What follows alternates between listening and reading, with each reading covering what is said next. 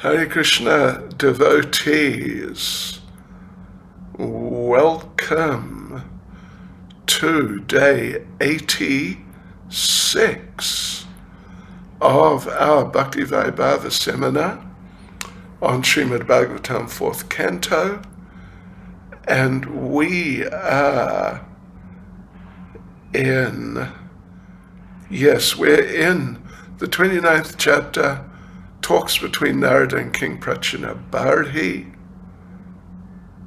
Right, and we're beginning pretty much the last part, the 12th section. It's day 86, as we said. 12th section is from verse 83 to verse 85, and we call this the benefits of hearing this narration. Right, but first of all, let us just start with our prayers. Nama Om Vishnu Padaya Krishna Prestaya Bhutale Srimati Bhakti Vedanta Swaminiti Namane Namaste Saraswati Devi Gauravani Pracharane Nirvishesha Shunyavadi Pastyatya Deshatarane Sri Krishna Chaitanya Prabhu Nityananda Sri Advaita Gadadhar Shivasadi Gaura Bhaktavrinda Hare Krishna Krishna Krishna Hare Hare Hare Rama Rama Rama Hare Hare Vanchkalpaturabhyas cha kripas sindhubhya eva cha Patitanam pavanebhyo Vaishnavebhyo namo namaha. Srila Prabhupada ki jai. Okay, let's see. Let's just move it back fractionally. Yeah, that's slightly better. Okay, here we go, devotees, with verse 83. And it's Maitreya speaking. My dear Vidura, one who hears this narration concerning the understanding of the living entity's spiritual existence, as described by the great sage Narada, or who relates it to others, will be liberated from the bodily conception of life. Right, so there is a fairly short purport here. Let's just have a look at the first paragraph, so to speak. Srila Prabhupada begins by saying that the material creation is the spirit soul's dream. This is a very interesting statement, isn't it? Is it a dream? Is it a real experience? Is it a real dream? But it's just a very interesting idea. And Srila Prabhupada goes on to say, actually, all existence in the material world is a dream of Mahavishnu. And Srila Prabhupada refers to Brahma Samhita, verse 47. Ya karanarnava jale bhajati sma yoga, nidramananta jagadanda saroma kupa. Right, so this takes us into arguably a second paragraph. So Prabhupada's already mentioned that the material world is created by the dreaming of Mahavishnu. Now this is all very, pretty profound, isn't it? But Prabhupada goes on that the reality, the real factual platform is the spiritual world. But when we want to imitate the Lord, we're put into this dreamland of material creation. And then after we contact the modes, then we develop gross and subtle bodies.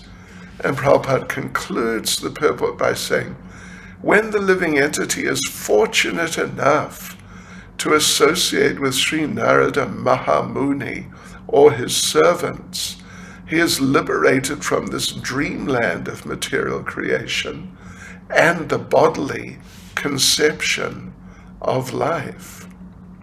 Right, let's go on to verse 84. This narration, spoken by the great sage Narada, is full of the transcendental fame of the Supreme Personality of Godhead. Consequently, this narration, when described, certainly sanctifies this material world. It purifies the heart of the living entity and helps him attain his spiritual identity. One who relates this transcendental narration will be liberated from all material bondage and will no longer have to wander within this material world. Yes, okay, so let's have a look in the purport here. So the basic idea is, what is the most effective way to purify the mind? And Prabhupada makes the point that we noticed in verse 79, if you remember, just yesterday, Narada Muni advised the king to take to devotion, King Prachinabharhi Shad, advised him to take to devotional service rather than waste time in material ritualistic ceremonies, fruitive activities. So all the descriptions we've been reading, and they've been, gosh, some of them have been very thought-provoking. The descriptions of the subtle and the gross bodies in this chapter, Prabhupada says they are most scientific.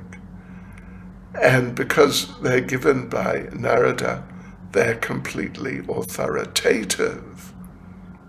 And because they're full of the glories of the Lord, therefore they're the most effective ways to purify the mind. Prabhupada refers to Shikshastakam, verse 1, Chetu Darpanam Marjanam. The more we talk of Krishna, think of Krishna, preach for Krishna, the more we become purified. And this means we won't have to accept a hallucinatory, gross and subtle body, but instead we will attain our actual spiritual identities. So Prabhupada goes on to make the point, very important point, that one who tries to understand this instructive spiritual knowledge is delivered from the ocean of nescience. Prabhupada refers to the word parameshtyam. He says it's very significant here. Let's just quickly have a look at the verse itself. It means to the spiritual world, going to the spiritual world. Well, the parameshtyam is the spiritual world. Yes, so it's very significant, of course. It's also called Brahmaloka. Yeah. The planet on which Lord Brahma lives. I mean, ultimately, it is actually the spiritual world itself. But sometimes the term is used to refer to Lord Brahma's planet, Brahmaloka. So the people there on Brahmaloka, they're always discussing such narrations, so that after the general annihilation, they can directly go to the spiritual world. Prabhupada concludes the purport by saying, one who is transferred to the spiritual world does not have to go up and down within this material world. And Prabhupada says, sometimes spiritual activities are also called parameshtyam. All right. So let's go on to verse 85. The allegory of King Puranjan, described herein according to authority, was heard by me from my spiritual master, and it is full of spiritual knowledge. If one can understand the purpose of this allegory, he will certainly be relieved from the bodily conception and will clearly understand life after death. Although one may not understand what transmigration of the soul actually is, one can fully understand it by studying this narration. So let's have a look at the purport. I mean, you may have noticed we've just skipped reading through the 3 verses and then going back because it's just 3 verses. Yeah, so anyway, Prabhupada begins the purport by making the point that the word striya, which means along with the wife, is significant. Okay, anyway, let's have a look. Prabhupada makes the point that male and female living together constitutes the sum and substance of material existence. The attraction, male-female attraction, is very strong, and it's the basis of material existence. And the thing is that it's there in human society, but it has to be done in a regulated way, not like the animals, just, anything, just practically anything goes. Yes, so the same principle of intermingling is there, male, female, but it's done in a regulated way. So, but material existence means male and female living together on the basis of mutual attraction. But when a person understands spiritual life, then his attraction for the opposite sex, if one completely understands, fully understands, attraction for the opposite sex, Prabhupada says, is completely vanquished. And Srila Prabhupada quotes Srimad Bhagavatam, 5th Canto, chapter 5, verse 8. Let's just have a look at it. Pumsastriya mitini bhavame tam tayo mito hridaya grantamahu ato grihakshetra sutapta vitaya janasya maho yamahamame ti. And Prabhupada paraphrases the translation and sort of expands on it. Everyone comes to this material world attracted to sense gratification. And the hard knot of sense gratification is the attraction between male and female. By this attraction, one becomes overly attached to the material world in terms of griha kshetra sutapta vita, that is, home, land, children, friends, money, and so forth. And thus one becomes entangled in the bodily conception of I and mine. But Prabhupada continues that, however, if one understands the story of Puranjan and how by sexual attraction he became a female in his next life, then one will also understand the process of transmigration. All right, so, sort of officially or something, that's the end of the chapter. However, Srila Prabhupada gives some not closing remarks actually, but quotes some verses which he says, I'll just read what Prabhupada says, right immediately after the end of the purport of verse 85.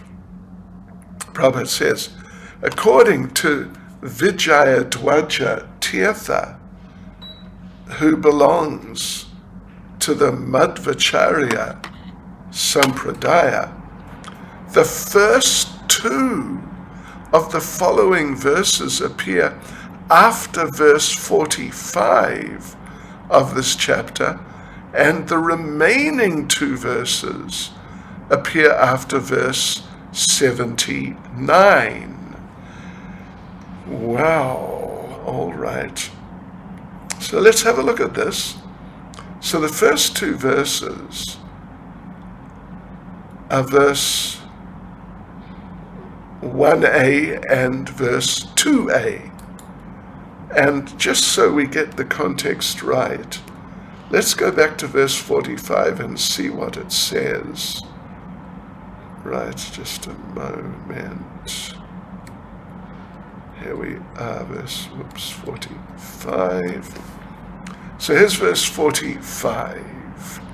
And then we'll read verses 1a and 2a, which Prabhupada says, according to this Vijayadwaja Tirtha, these two verses here, 1a and 2a, they appear after this verse 45. So here's verse 45. Despite the cultivation of Vedic knowledge, which is unlimited, and the worship of different demigods by the symptoms of Vedic mantras, demigod worship does not help one to understand the supreme, powerful personality of Godhead. That's verse 45. Okay. So yeah, that's the idea. Vedic knowledge is all very well, but despite it, and despite the worship of demigods by Vedic mantras, demigod worship doesn't help you to approach the Lord or understand the Lord. So here we go. Devotees. Here are the verses. So here, this is now the translation of the verses 1a and 2a. A desire to maintain body, wife, and children is also observed in animal society. The animals have full intelligence to manage such affairs. If a human being is simply advanced in this respect, what is the difference between him and an animal? One should be very careful to understand that this human life is attained after many, many births in the evolutionary process. A learned man who gives up the bodily conception of life, both gross and subtle, will, by the enlightenment of spiritual knowledge, become a prominent individual spirit soul, as the Supreme Lord is also. Right, so Srila Prabhupada gives a short purport, basically. Let's have a look at the purport. It is said that man is a rational animal, but here we can see that animals, they're also sometimes, but in animal life you can find rationality. Because unless there is rationality, how can an animal maintain its body? By working so hard. So in other words, to say that animals are not rational is untrue, but their rationality is not advanced. And Prabhupada says the point is, one should use one's reason, one's rationality, to understand the Supreme Personality of Godhead. That is the perfection of life. Okay, so there you go, devotees. So the remaining two verses, according to this devotee, Vijayadwaja, appear after verse 79, which we just read yesterday, of course. But let's just have a look at it again. Here it is. You should always know that this cosmic manifestation is created, maintained, and annihilated by the will of the Supreme Personality of Godhead. Consequently, everything within this cosmic manifestation is under the control of the Lord. To be enlightened by this perfect knowledge, one should always engage himself in the devotional service of the Lord. So, yeah, everything's under the control of the Lord. Yeah. Creation, etc., is happening by His will. And to understand this, you got to engage in devotional service. Okay, so there we were. Okay, so now with the previous two verses, they were just put together, 1a and 2a. Here's now verse 1b, and then with a purport, and then 2b. So verse 1b, this is now not just meant to be, but according to this devotee, is following on. It's the next verse after verse 79, which we just read. If a living entity is developed in Krishna consciousness and is merciful to others, and if his spiritual knowledge of self-realization is perfect, he will immediately attain liberation from the bondage of material existence. So Srila Prabhupada makes the point that in this verse, the words daya jive shu, meaning mercy to other living entities, they indicate that a living entity must be merciful to other living entities if he wants to make progress in self-realization. Yes. So in other words, it means the devotee, the living entity, or the devotee, but let's say the living entity, must preach this knowledge after perfecting himself and after understanding his real position. So this preaching is real mercy. There's so many other types of humanitarian activity, which may, in many cases, they do temporarily help the body, but we are spirit soul. So ultimately it's only possible to really give mercy, to really give help, by revealing knowledge of the living entity's spiritual existence. Lord Chaitanya said, Jiver Swarupaya Krishnera Nityadas. Yes, every living entity is constitutionally a servant of Krishna. And one has to know this perfectly and preach it to the mass of people. And interesting point, if you realize this, you're Krishna's eternal servant, but you don't preach it, your realization is imperfect. So Srila Prabhupada then refers to Srila Bhaktisiddhanta Saraswati and his song Dushtamana. Dushtamana tumi kishira Vaishnav, pratishtara tare nirjanira gare, tava harinama keval kaitav. That's a powerful line or verse. My dear mind, what kind of Vaishnava are you? Simply for false prestige and a material reputation, you're chanting the Hare Krishna mantra in a solitary place. So, this is an example Prabhupada's giving, this verse we just read right now, that of how people who don't preach are criticized. And there are many such Vaishnavas in Vrindavan, Prabhupada says, who don't like preaching. And they try to imitate Haridas Thakur, just sitting and chanting. But Prabhupada makes the point that the actual result of their so-called chanting in a secluded place, however, is that they sleep and think of women and money.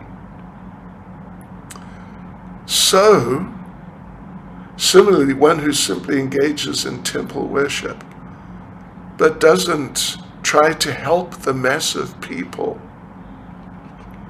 or he cannot recognize devotees, this person's called a Kanishta Adhikari. And Prabhupada quotes, well, he just cites the Sanskrit of Bhagavatam